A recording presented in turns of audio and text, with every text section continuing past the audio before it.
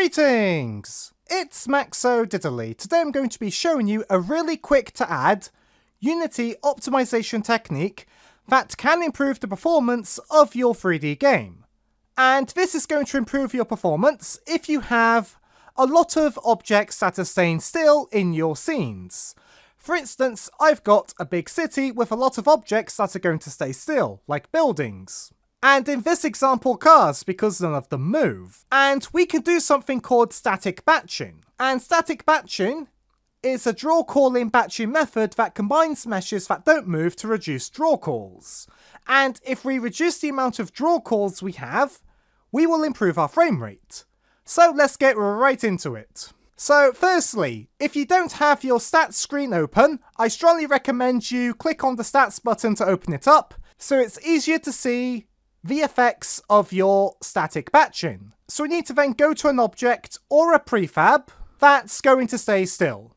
And by stay still, I mean the transform can't change. So the position, rotation and scale have to stay the same throughout your game, or these won't be considered static by Unity. And what we want to do is, we want to tick on the little box up here on the top right, next to the text static. Doing so will mark your object or prefab as static, meaning it can benefit from static batching. To double check you've done this, also click on the little drop down arrow here and make sure batching static is ticked. If you don't see a tick next to it, click on batching static. Now, you need to go through every static object in your game and make sure you have it ticked as static. However, there is a shortcut you can do. So in my example here, I have got every object that I want to keep still as a child of city parent. So what I can do is, I can just tick is static for the city parent, and I'll be asked if I want to make every child static as well. So I'm going to click on yes, change children. And now every child will be flagged as static, and therefore will benefit from static batching. Now what I can do is, I can save my work and press play again. And you can already see a difference. The frame rate is a little bit higher, and there are two values here you should have a look at.